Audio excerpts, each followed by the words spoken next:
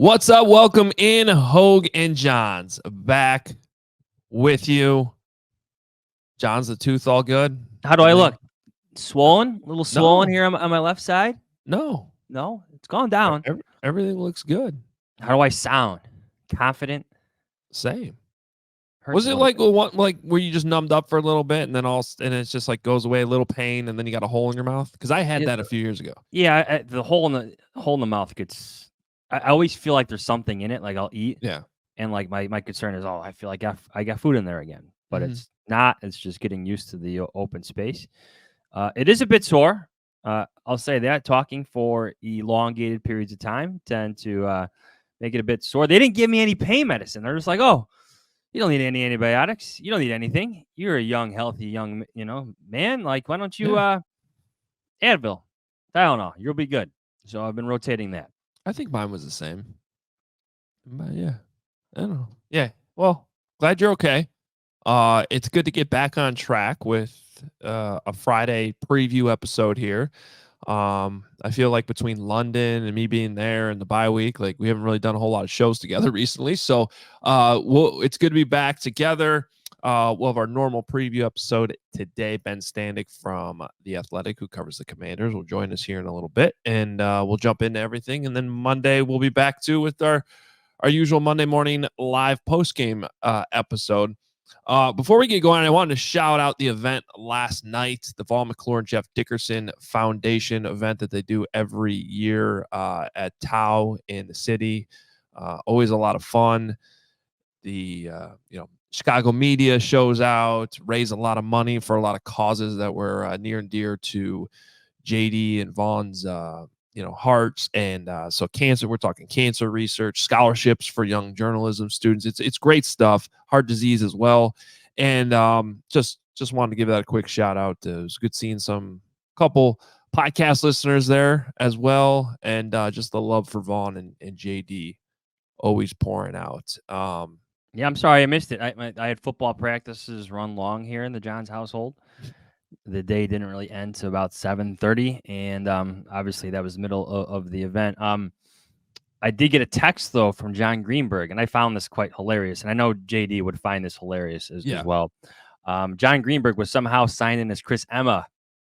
I don't even know how this happened. Signed in as Chris Emma for the auction. He was bidding on items, and he won an item, which I find hilarious. And was Chris Emma just completely stunned how he came away with a Cam Hayward autographed picture? Yeah. So this was like we went to well, my wife and I got dinner, like a late dinner right after the event, and then I met up with Chris and Roger Dickerson, and, some of the people of some of JD's college buddies too, that are always fun to hang out with. And yeah, so Emma was like,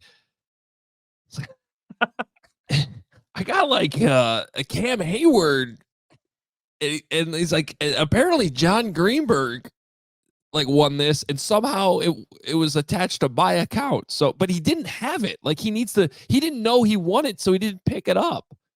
So they got to figure that out with the foundation. That's and by the way, that wasn't the only one.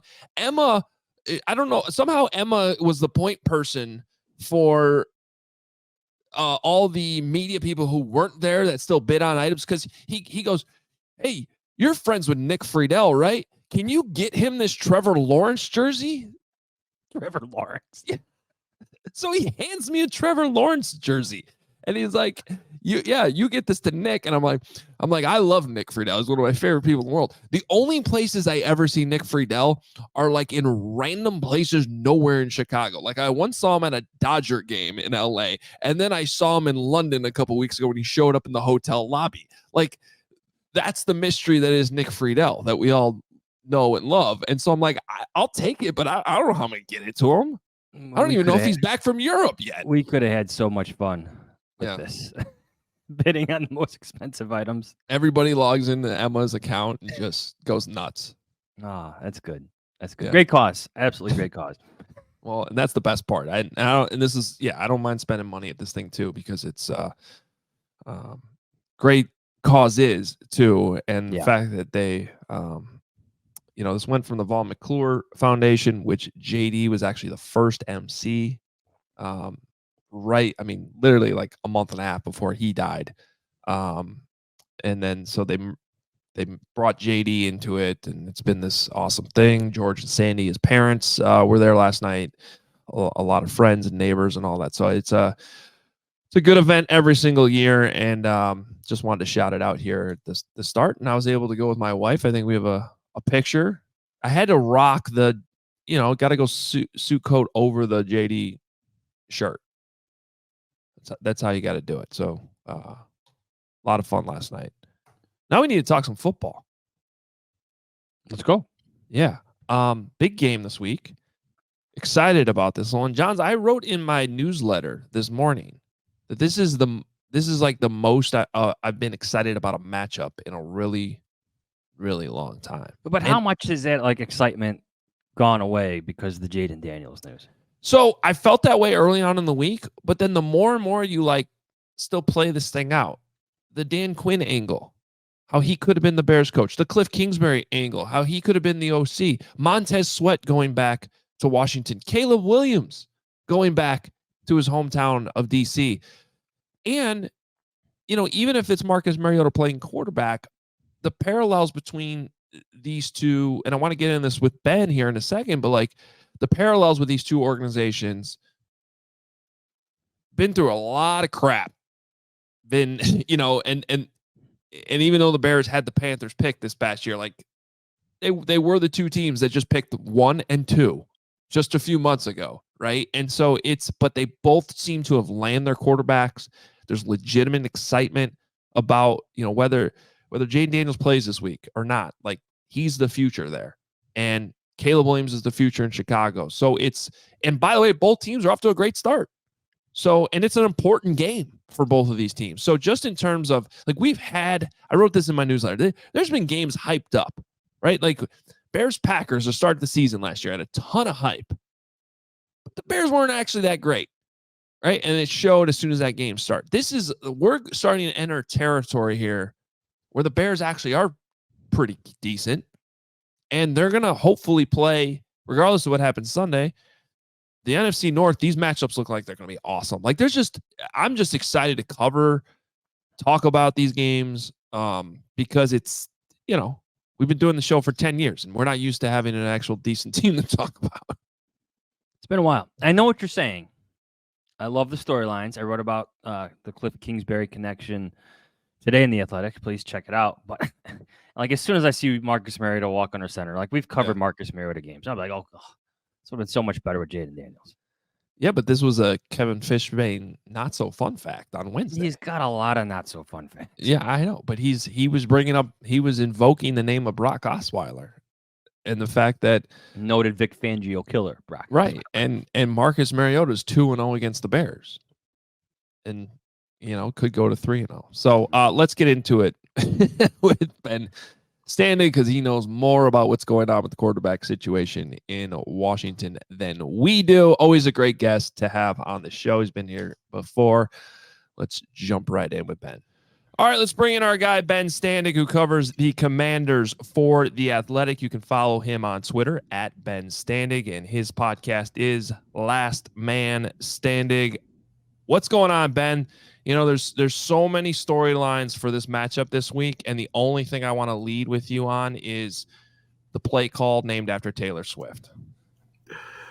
Yeah, it's as it was happening yesterday, where Kliff Kingsbury revealed that the touchdown that the rookie Ben Standig scored last week, his first catch, gets a touchdown.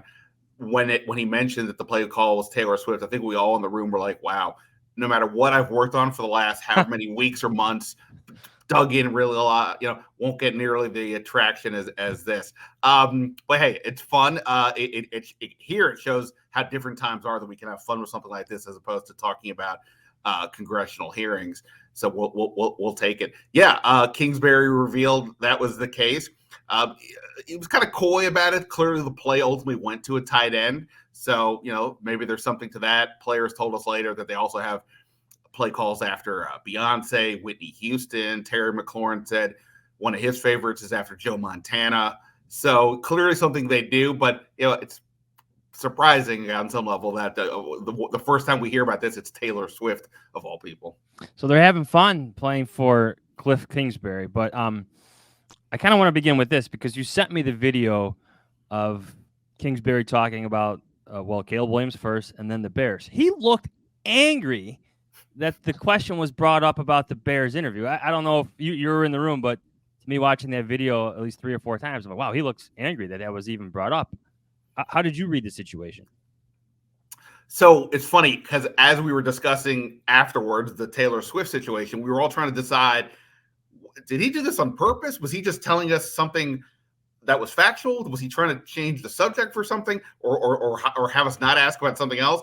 But that's the thing with him. He always kind of has the same expression no matter what, even when we know he's making sort of an obvious joke.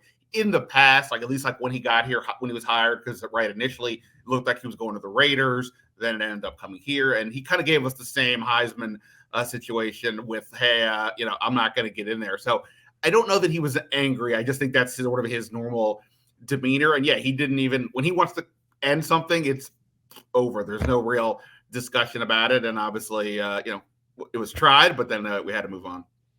Yeah, I felt the same way watching that video. It was just, I think the normal non-response would have been like, well, I'm on the Commanders now. I don't really want to get into that. And there was something more to that I was like, that was just a weird answer. So I don't know. Maybe he was ideally wanting to coach Caleb Williams in the pros, but it's worked out pretty well so far with Jayden Daniels, obviously, and we need to get into that storyline. Unfortunately, just the way the week works, and when we're recording this, we do not have the Friday update yet on Jayden Daniels. But you've been there all week, Ben. What's just like your gut feeling, reading the situation, what you've been hearing in the building this week? As it stands on Friday morning before we get the final injury report, how do you feel like which way this thing's leaning before Sunday? Right. Well, you guys have been around this. You've had to read the tea leaves before. Like if they say somebody is day to day, right? Okay, that probably means they're sitting out of practice, maybe 2. Then they'll get back out on the field and then try to move forward for that game and what have you. Unless it's John Fox, day to day then means out 3 months. Fair enough. We had a Curtis Samuel situation like that a few years ago where it was like no big deal, and then we found that they had off-season surgery. So who knows? But Dan Quinn labeled this on Monday as week to week. So using the same principle, I always view week to week as, all right, he's probably sitting out 1 week, and then we'll see where they are, see where the player is next week. So that's my interpretation. Now, he's also said they're hopeful that he can still get out there. Jayden Daniels is, generally speaking, seems to be a pretty tough guy who wants to get out there, the ultimate competitor, all those types of things. He didn't, I mean, look, a rib injury can obviously be pretty painful, and who knows what they numbed him up with at the game, but he seemed to be in a relatively good mood at that time. So it's hard to know exactly. We don't even know what the actual injury is. It's not like a broken rib, but is it a bruised rib? Or who knows, right? So that's the part that is tricky. If what week to week means what it generally means, then I don't think he's going to play. But practice will be, in an hour or 2 from where we're talking right now. And then we'll see if he's out there. If he's not out there, obviously that's going to be it. But even if he is, like, why would you rush it? I mean, you guys would be feel the same way, I imagine, about Caleb Williams. Like, for what he represents, of course, the season's going well, but it's way more than just the next game. This is the next 10 years. And whatever you have to do to sort of help that and ensure you're not putting somebody in a bad position, you're definitely going to do that. Yeah, absolutely. I think everyone's was so eager to watch the number 1 pick play the number 2 pick, and they're both playing pretty well right now. CBS flexed the game for this very reason. So I think there's I'm disappointed because I wanted to cover this game for sure. Well, how about this? Like, what's it been like to cover a quarterback having this much success this early? Like, what's working with him in the Commanders offense? What's working with him in Kingsbury? Well, it's funny. Like, now that we're in this week, the parallels between the two franchises in this regard, with regards to the quarterback, is very eerily similar. It's just been forever and a day before anybody had one that you felt confident in, or that showed he could do the job at a high level for more than a minute. Robert Griffin III was here. That ended rather quickly. So it's been a long time. And the last few years have been pretty rough here on the field and off the field. So to have this guy come in, like, we knew about the Heisman hype, we saw what he could do at LSU. You dug in a bit pre-draft, and there was a lot to get excited about, of course, but we see it all the time. Quarterbacks bust or whatever. But this kid from day one he's come in, and it's not, it doesn't really matter what I think, but talking to the people around the team, the other players, they've just been impressed with him right off the bat. He's getting in the building at like 4:30, 5 in the morning every day. This is what he started to do at LSU. He's gotten into this routine. He's kept it up. With the veteran players talked about that back in OTAs and how much that impressed them. But also, like, he's very, very chill. He doesn't get high. He doesn't get low. He seems to be just on the same level personality-wise at all times. And I think players are also responding to that. Even though he's 23 and the rookie, NFL teams, football teams take their cues from the quarterback in a lot of ways, and he isn't just going along with this ride. He's not acting like they've done anything yet, even at 5-2.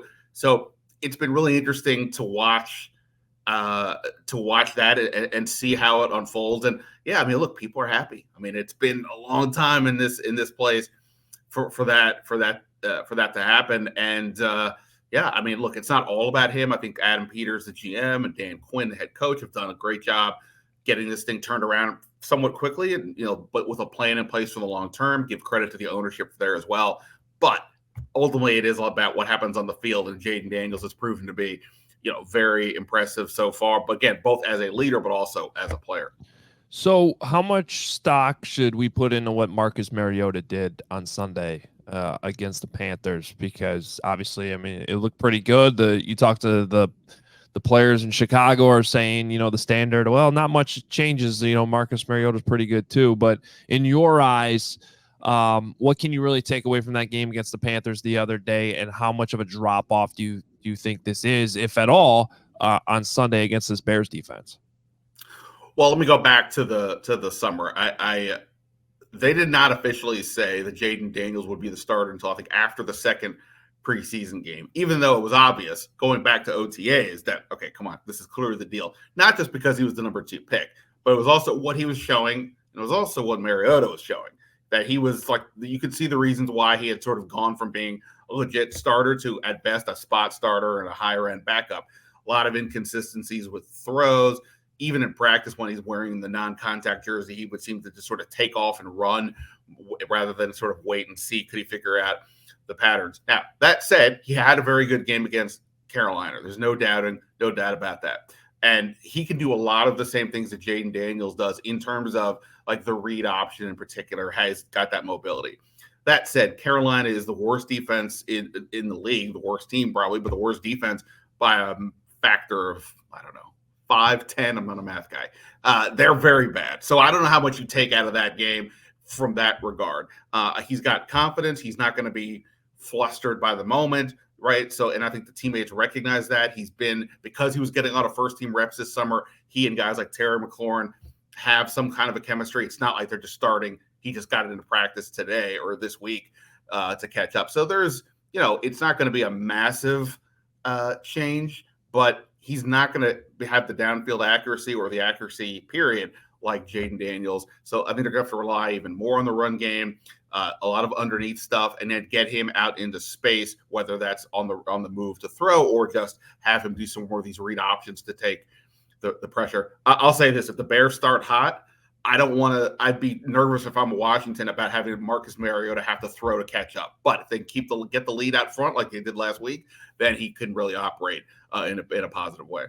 I think one of the unique parallels between these two teams is the rookie quarterback, the first-round rookie quarterback, linked or paired with a defensive head coach. It's working here in Chicago. Matt Eberflus is involved in a lot of offensive meetings. He's taken a lot of extra steps to get to know Caleb Williams. He's involved in the offensive planning and whatnot. He gives Shane Waldron some feedback, and he's got a top 5 defense in a lot of categories. What's going on with Dan Quinn? Like, what's going on with his defense? One of the underrated storylines, I think, for this week is that he was a finalist for Matt Eberflus's job just a few years ago, one of the 3 finalists. Yeah, look, I think the part with Dan Quinn that has stood out the most, it's less about the coaching and more about, as you've heard the term before, the leader of men. This entire organization needed a big hug after the last few years, right? And even last year, sure, Dan Snyder was out technically before the season started, but it was like right as training camp was starting. There was no real time for the new ownership to make any substantive changes. So they hire Adam Peters and they bring in Dan Quinn. And his number one trait, Dan Quinn likes to talk about people's superpowers. Well, his superpower is clearly he's a connector of people. He really gets people to, buy into what he is talking about. He has talked a lot about, the things you always imagine a coach is going to talk about: teamwork, camaraderie, consistency, doing things the right way. A lot of times that stuff sounds hokey. With him, it actually seems to work. I heard that the NFLPA, as we know, does these surveys every year, right? They ask players questions about the organization. Washington got an F- last year somehow. But Dan Quinn apparently had like one of or the highest grade for coordinators from players because of the way he was able to connect to them. Now, on top of that, he's been a very good defensive coach, in particular over the years with Seattle, Dallas. He obviously took Atlanta to a Super Bowl. So he's done a great job, I think, of getting this group to buy in to the program that he's trying to put together. I think this state still have a lot of holes on the roster. I think this 5-2 record to a degree is a bit of a mirage, particularly on defense. Their cornerbacks are not that great. If Caleb Williams has time and can get the ball, look down the field, I think DJ Moore and some of the other receivers could have big days. But the reason also beyond Jayden Daniels that they're playing well is they really are kind of all buying into this. The word fun has been mentioned more in the last month than I heard in the last 5 years, probably, like in a real way, right? So he's done a great job at that. And, the defense has played better against some of the lesser teams. They got lit up by Baker Mayfield, Joe Burrow, Lamar Jackson. They took apart Deshaun Watson and Andy Dalton. So that's why this will be interesting to see how they do. But in totality, I think he's been a really good at this leader of men aspect. Well, before the new regime came in over there, they the old one traded away Montez Sweat, Chase Young last year. I know in Chicago it's been viewed as a home run. Montez Sweat's really been a key cog in that defensive line and kind of elevated the players around him. How, when you look back on that trade, I mean, was it necessary in the time? Was it a move Washington had to make? Is it a move that, I mean, is Dan Quinn sitting there like, man, I wish they hadn't traded away Montez Sweat before I got here? Like, how is that viewed in Washington? Yeah, it was something that I think needed to be done in a certain sense. Unfortunately, it was that Montez Sweat needed to go because, as people may remember, 4 years in a row they drafted a defensive lineman in the first round. They extended Jonathan Allen. Then Daron Payne, I thought, was probably going to be the first one to go. Then in his contract year, 11 and a half sacks, great year.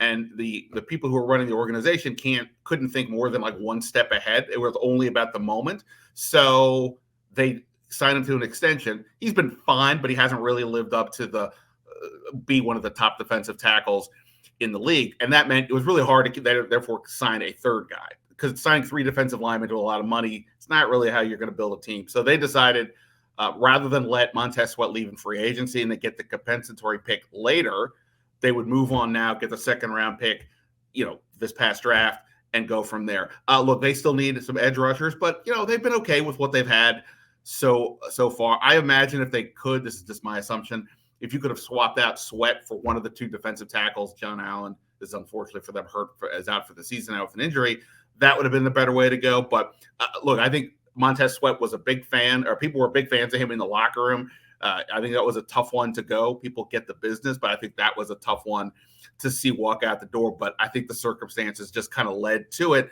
And ultimately, I think Washington probably did the right thing in the moment because of the moves that had been made earlier that maybe I would have changed. Ben, my last question for you is, as a reporter in the D.C. area, what do you remember about the Caleb Williams buzz when he was in high school, winning championships as a sophomore and obviously becoming a 5-star recruit?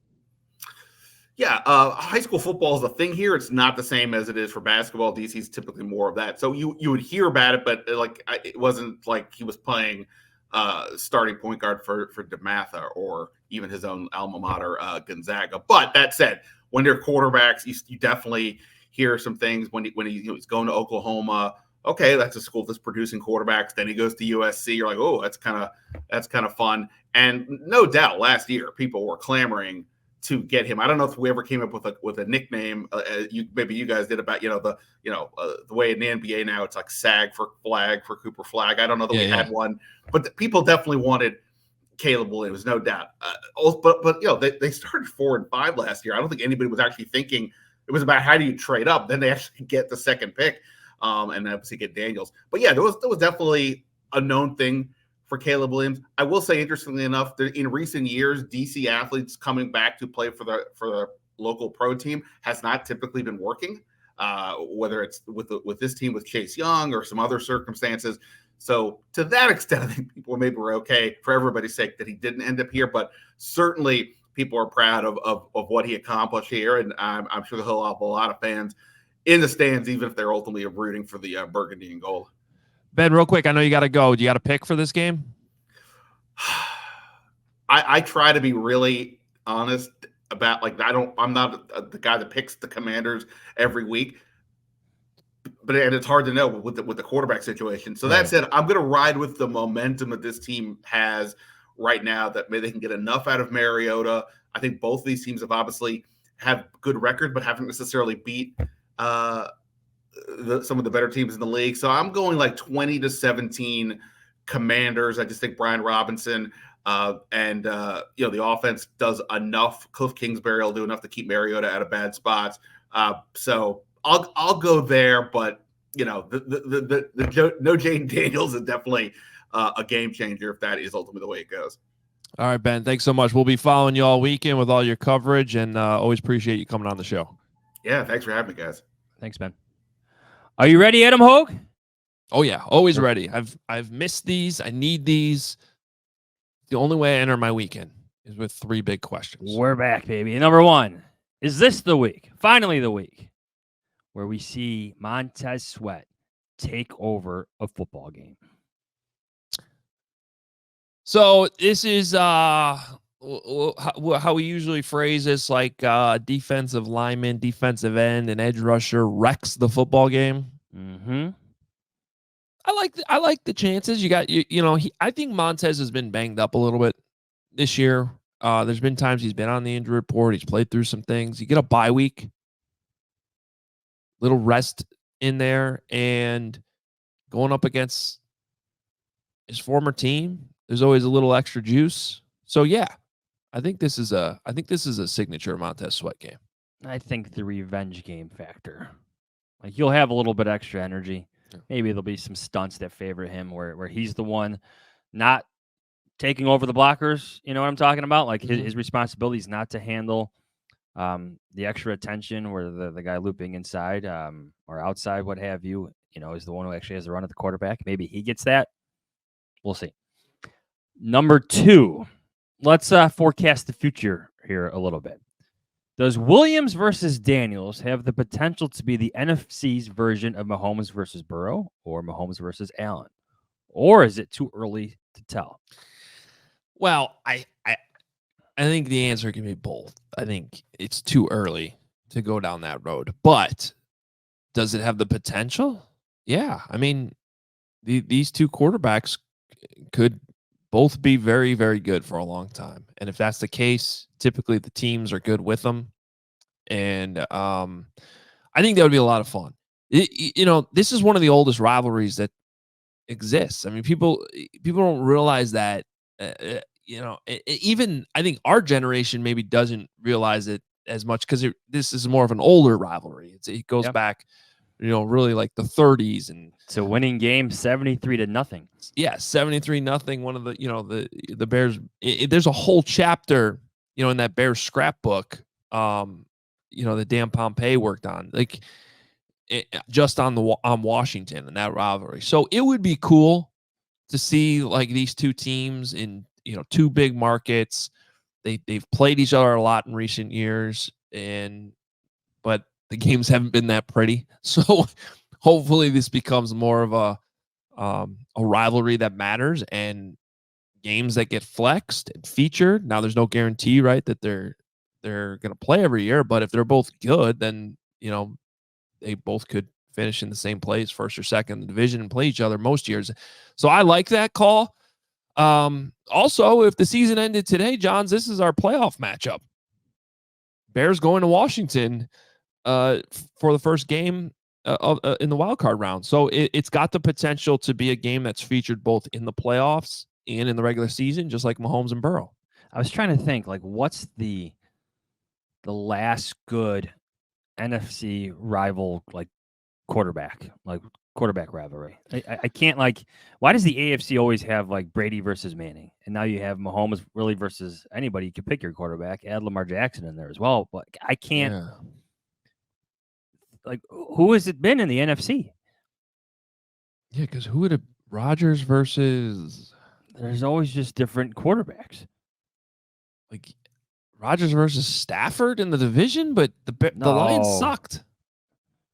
Yeah, you know what I mean? Like you got to have playoff matchups.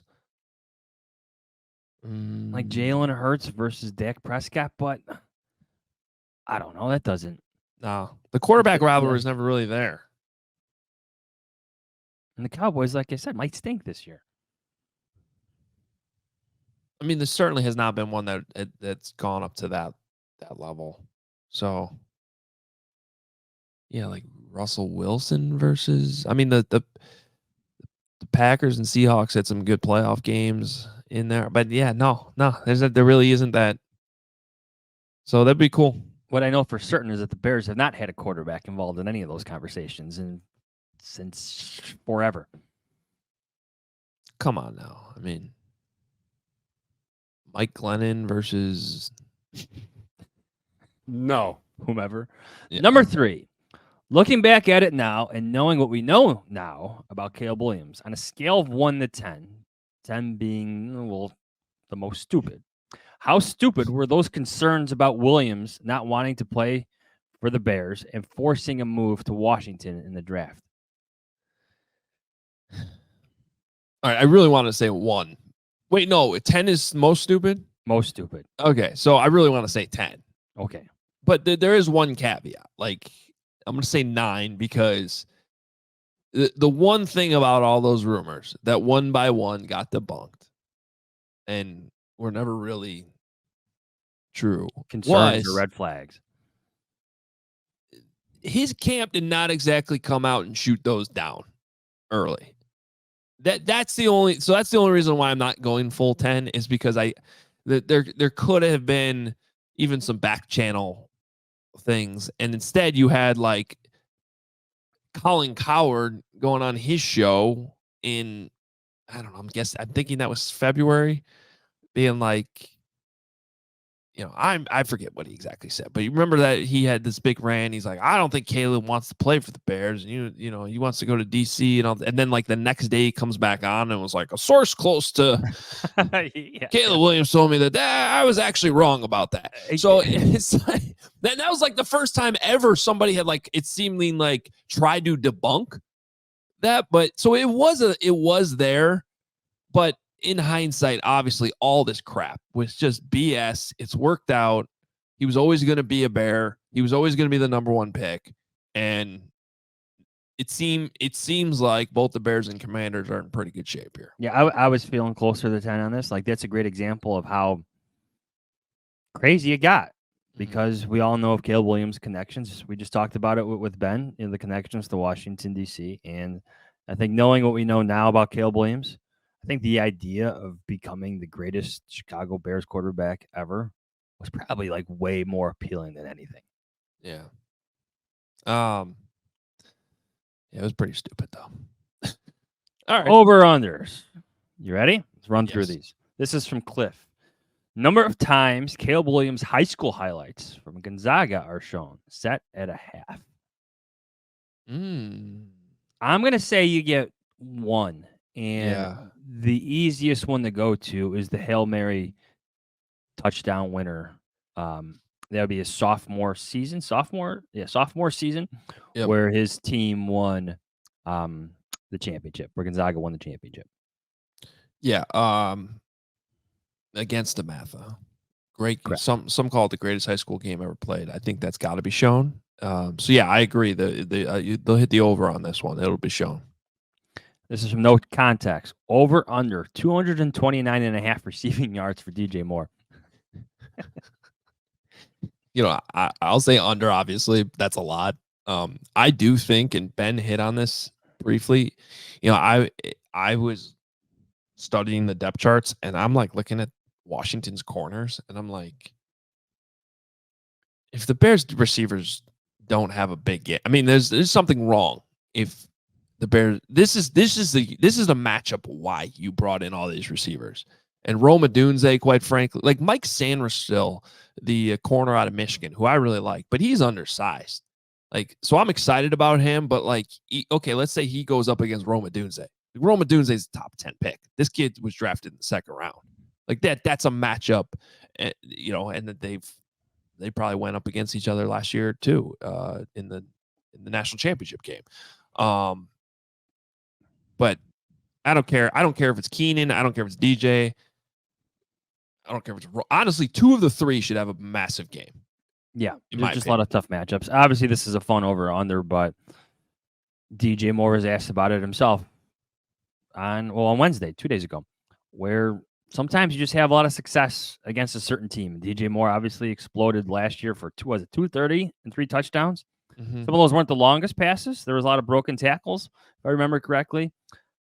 I think he could have another big game, but 230, 3 touchdowns, maybe 130 and 2 scores or 1 score. Like, that would be pretty. Like, I'd take that game from DJ Moore. All right, this is from the Bears, 10:58. Trubisky, Darnell, right? Over under half. Mentions of Cole Kmet winning NFC Special Teams Player of the Week. That is definitely going over. Yes, that gets mentioned. As it should. It should probably be mentioned 10 times. Why? Because he's a colleague? This is from Tommy.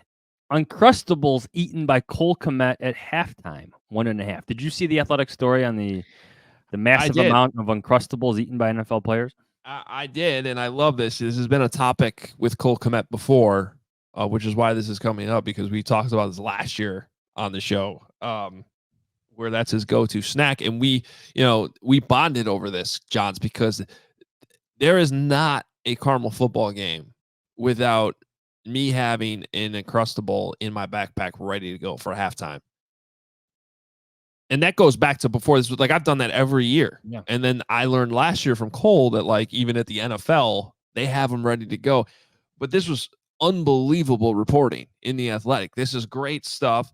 They got 24 teams to respond Seriously, to their request of how many Uncrustables do you have in a week. Weekly Uncrustable consumption across the NFL. And we could probably, let's edit this into the show so that people watching on YouTube can see it later. But the Denver Broncos lead the league with 700 Uncrustables a week. Next up is Seattle with 320. The Bears gave a nice round answer. They said 100. 700 seems insane. I've never had an Uncrustable. Ever. I enjoy a good peanut butter and jelly sandwich. I may make myself one later today. I like it. Good, old, reliable staple of a sandwich. But I've never had an Uncrustable. They're good? Well, it's peanut butter and jelly, but in the most convenient way to consume it. They're frozen, and you just let it sit out for like 20 minutes. You can speed it up. You could put it in an air fryer. There's so many different things you can do. Have you put it in an air fryer before? Yeah, it's not my Cole is the one who said he likes doing that. I tried it. It was fine. It just makes it like a little bit toasty. And it's okay. But really all you need to do is like I'm surprised you've never had an Uncrustable. I've never had a Pop-Tart. Like, wow, I'm not a big Pop-Tart guy, but that's ridiculous. You've never had one. Especially as a parent, Uncrustables are great because you could just like throw them in the bag, and then they're ready to go whenever. You're hungry? Okay, here, have it, and it's just you open up the plastic thing. It's thawed out. It's ready to go. It's not as messy as you would think it would be. That's why I always have them. I throw a frozen one in my bag before I go to our games on Fridays, and at halftime, it's sitting there all thawed out, ready to eat, and it's got a lot of protein in it too. That's the thing. It's like I think it's 10 grams of protein or something like that. So that's why, in all seriousness, that's why these NFL players are loading up on it at halftime, because it actually energizes them for the rest of the game. You need energy. Yeah. I remember Duncan Keith would have, this is a former Blackhawks player, would have like 2 or 3 bananas between periods just to get the energy going, or maybe 2 or 3 bananas right before games. I don't know. By the way, I'm insulted that you felt like you had to clarify that Duncan Keith was a former Blackhawks player. We've been around for a long time. Yeah. If you don't know who Duncan Keith is, get the hell out of here. Yeah. Actually, don't, though, because we want you to listen to the show. Please hit the like button and then go Google Duncan Keith. Yeah, and then educate yourself on one of the best players who's ever played for the Blackhawks. All right, let's go quickly through these. Alex, over under times they bring up past QBs for both teams, 3.5. Yeah, you'll get some graphic. I don't know about. I usually view these as graphic things. Yeah, I'm gonna say under. I'll say under, but it's obviously going to come up. This is from Ned O'Connor. Over under 1.5. Talking about the sweat trade. I'm gonna go over. I think you get it 2 or 3 times.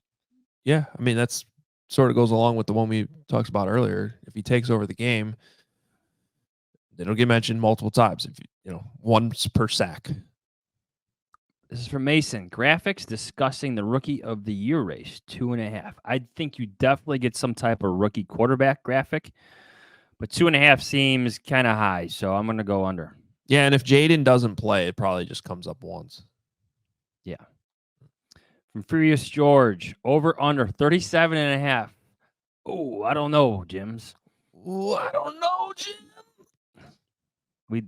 Those are awful. I thought mine was pretty good. Try again. That's what he does. Oh, I don't know, Jim. That's what Romo does. 37.5.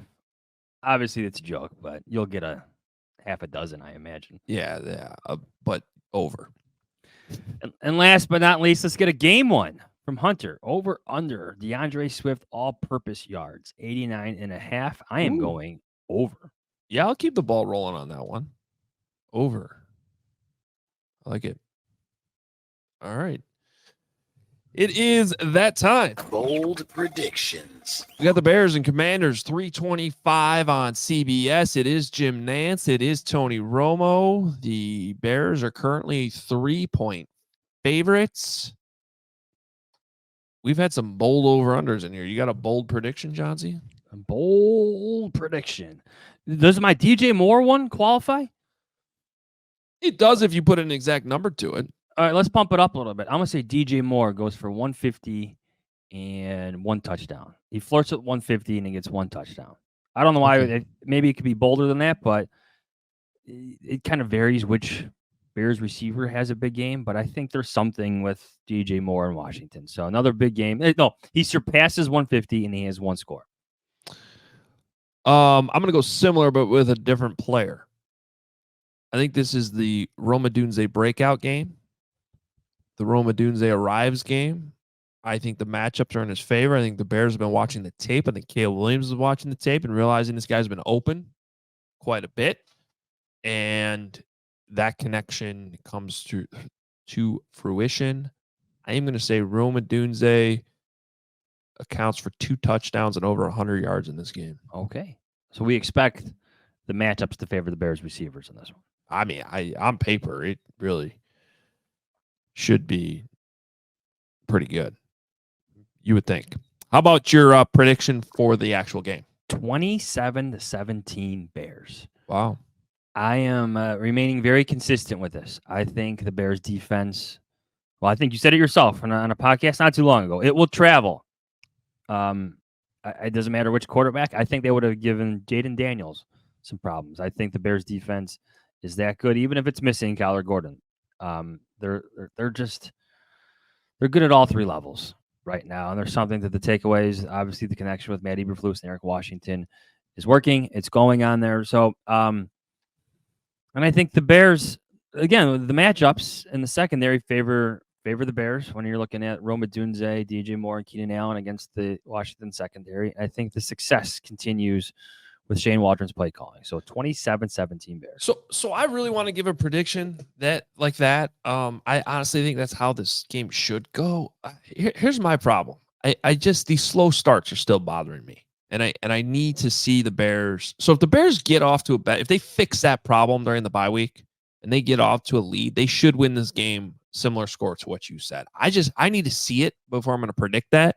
And so instead, I am predicting that they get out to another slow start coming out of the bye. It maybe takes them a quarter to get going. So even though, Rome Odunze can finish the game with over 100 yards and a couple touchdowns, if you remove a quarter from the game, I think this ends up being closer than and lower scoring. Now I'm going to say 23-20. 23-20. 23-20 field goal in the fourth quarter, something like that, where they got to grind this thing out because they fell behind early. But if they do get out to a good start in the first quarter, I think this is probably more like what you predicted, and maybe they're in control of the game from start to finish and actually win this thing by 2 scores. See, I could see a scenario where the Bears say they fall behind 3-0 again, and then just score 20 unanswered points and just start to dominate in certain stretches of this game, especially with the defense getting the Marcus Mariota. I do want to give Kliff Kingsbury credit. Like what he's doing is it's a lot of window dressing. It's the running game's been very, very impressive. Brian Baldinger did a great job breaking that down this week. So it's going to be a challenge. That's why I still have the Commanders scoring 20 points, even if Marcus Mariota is playing against this Bears defense. At least they stay under that 21 mark that they've been at. But I do think there are going to be times in this game where, especially when you look at the Bears' run defense, they've been gashed, and that has me a little worried at times that Washington's going to break out some big runs and maybe another 20-yard rushing touchdown at some point. So it should be a good game. I'm excited for it. Should we get to the other ones? Yeah, let's move on. All right. So take that and think about that for a little bit. Fox, noon. Packers going to Jacksonville. I saw Rob Demovsky last night at the event. Great dude.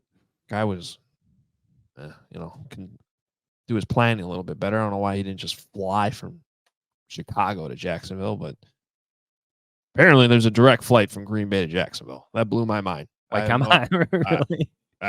So he's got like a Airport all the way to Jacksonville. Yeah, and he had to leave last night, like it was Saturday night, and the game was tomorrow. No, he just got to play golf in Florida. Yeah. So, always good to see Rob. The Jaguars are a 4-point underdog against the Green Bay. Give me the Packers by a touchdown, so they cover. Packers are just the better team. I know the Jaguars played better in their second game in England, but the Packers, they're a top 10 team in the league right now, and the Jaguars are a bottom 3rd team. So give me the Packers by a touchdown. Yeah, this line's suspicious. Why is it not more? Exactly. And the Jaguars are coming off back-to-back games in London. No bye week. I don't know. Like, I'm gonna pick the Jags to cover here because I find the line so suspicious. The Packers should win this thing by 10 points. So I'm gonna pick the Jags just because. You're not listening, Chris. Yeah, Chris, get that Cam Hayward go get it. photo to John right now. Steelers fan, John Greenberg. Also at Fox, noon, Titans at the Lions. This thing is a high spread. This might be the highest spread we've seen all season. 12 points. The Lions are favored. That's a lot. Colton Pouncey, another friend of the show, the Athletics Lions writer, had this fun fact watching the Rams beat the Vikings last night. Do you know that teams this year after facing the Lions are 0-5? I've heard this. This actually goes back a few seasons. That there's a thing about having to play Detroit and how hard they play and how physical they are. That the week after playing the Lions is not all beat good. Up. They can't play. So that's a tough scheduling thing for the Vikings to have to play the Lions and then turn around and play Thursday. So I guess we shouldn't be surprised they lost last night. Very high spread, but I think the Lions are very good. Obviously, the Titans traded DeAndre Hopkins this week. Trade away one of their linebackers too. So I'm gonna take the Lions cover. Yeah, this strikes me as a game though where you're watching the end of it, and the Titans are like a little backdoor cover here at the end. No, give me the Titans to cover because I think maybe they happen. There's a late score in the game that brings us within 10, maybe, and that's the final margin. A little backdoor cover, okay. We win this game tonight. Adam Hoge will be rhetorically dancing with his verbiage. You're not doing that with the White Sox anymore, huh, buddy? Here's Luke Boyd pinch batting. If I was still doing post-game shows for the White Sox, I would probably just cry myself to sleep every night. But shout out to my good friend Connor McKnight, who still does it. Dude, dancing rhetorically. I still don't know what Ed Farmer meant by that, but swear words in your verbiage. Yeah, though that happens all the time. Fox noon, Cardinals, next week's Bears opponent going to Miami, where the Dolphins are a 3.5-point favorite. Tua is back. Mm-hmm. Yeah, I'm expecting some type of boost. I'm expecting the offense to work a little bit better. Cardinals are tough to figure out. They're next on the Bears' schedule. That's why I included them in this list.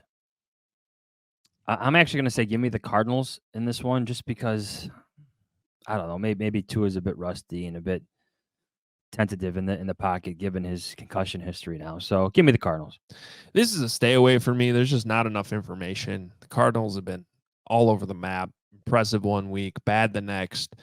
And with the Dolphins, they've been hard to losing Tua was obviously huge. Their quarterback depth is not good. It's been a huge struggle, but they still got playmakers on that offense. I feel like for as bad as it's been offensively, with Mike McDaniel running that show and a coach I obviously like a lot, it didn't make sense to me that they couldn't figure out a way to produce more points even when Tua wasn't playing. So I want to say he has a big boost here, but I need to see it first. So 3.5 is a little bit too much for me. I'll take the Cardinals to cover, Dolphins to win.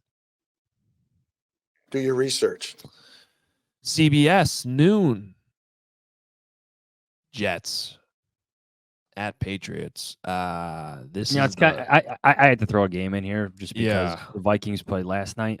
Patriots would be the third team. So we have the Commanders, we got the Cardinals, then we got the Patriots. I see what you did. Yeah. See? You're just going off the Bears schedule. The Jets, one of their 2 wins this season was against the Patriots. The Patriots are bad. They're 7-point dogs at home. There's been a lot of drama with Gerard Mayo and rumors that he might get fired, and Bill Belichick's just ripping him out, pounding him. That dude is like everywhere now. He's in commercials. He's doing everybody's podcast. He somehow has more podcasts than I do, and I'm, it's hard. It's obnoxious. Bill can't even just let me have the podcast. He's got to be everywhere. He's got to be the best. Hey, to his credit, man, he is not holding back. Now, I think that there's some, leftover things got icy with Robert Kraft there at the end, and I mean, I can't blame Belichick for. I mean, I know he hired Gerard Mayo and they were together for a really long time, but guy takes your job. There's some feelings there probably. So I get it. I also agree with what Bill said though last week. It's never a good idea to call your team soft publicly. No. It's just and also that's your job to make them not soft. So figure it out. Man, the Jets are a mess though. This is another stay away. I'm going to actually say the Patriots cover. Yeah, I'm going to say the Patriots cover too. I think Drake May has an okay game. Drake May's, with all the drama going around, Drake May's actually looked pretty good so far. All right, one more. Hello, everyone. This is Al Rivron. NBC, Sunday night, 7:20 p.m. Cowboys at 49ers. Always a good rivalry. Always a good game. But these two teams right now are struggling. 49ers are tough to figure out. They are. And they are 4-point favorites at home on Sunday night. In a unique spot, like organizationally. They got aging stars, the 49ers, and a potential quarterback to pay here eventually, and Brock Purdy, and debate where he fits amongst the league's quarterbacks if you want. But I said it earlier in the show. I think the Cowboys stink. I'm going to stand by my words here. I'm going to take the 49ers to cover, maybe win handedly, too. Maybe a 10-point win here.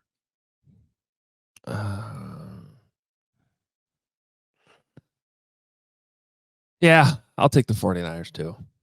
At home at night. I don't feel great about it though. By the way, thanks to our guy Nikki who always keeps track of our records because we always forget who we predict right after. Oh no, where are we at? Last update I have was October 17th. Yeah, that was last week. Okay. So this should it might not include last week's games. Well, we didn't pick games last week. That's right. No, we didn't have a show. So okay, so this is up to date.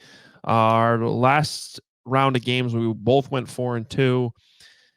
Cumulative in 2024, I am 19-17. You are 18-18. Oh, that's not too bad. So I got a game on you.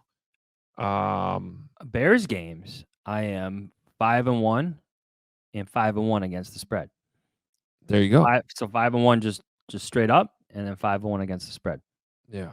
My lock of the weeks are 3-2. You are 1-2, and we did not make any this week. No, it's okay. You don't have to. All right. Again, really excited for this game on Sunday. Johns will be there. Should be a lot of fun. We will get back together on Monday morning. You're going to be doing the show from the hotel? Yep, live show from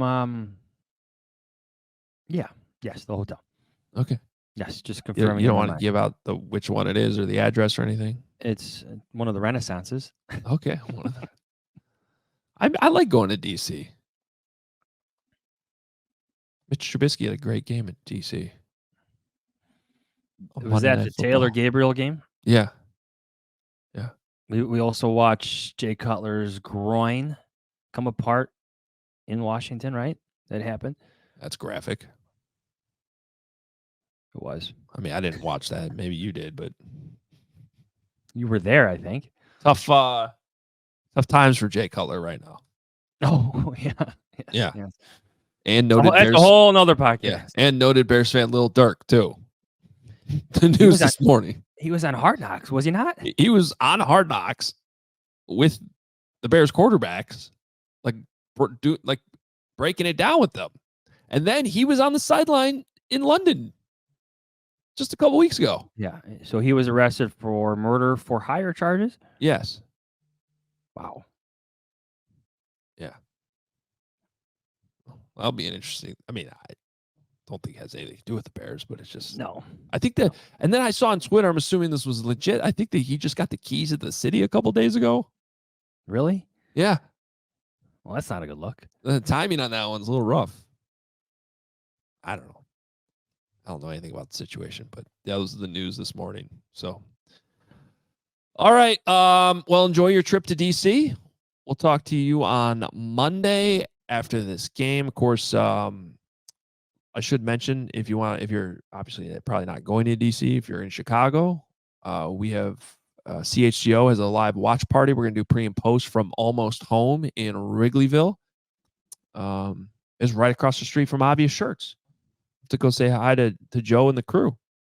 Can you pick me up a new JD shirt? I could probably do that. Thanks, friend. Just bang on the door until. Hey, Joe. Yes. Johns needs a new JD shirt. I need a new JD shirt. The shirt I wore last night was a little weathered, worn down a little bit. We need new JD shirts. We can get that done. So come out on Sunday if you want pre and post, Briggs and Brown, the whole deal. We're gonna be watching the game. Should be a lot of fun. And even if you can't make it, obviously we'll have pre and post game on CHGO on Sunday, and then get back together right here on Hoge Jahns Monday morning at 9 a.m. Central Time to break it all down. We will talk to you then. See ya.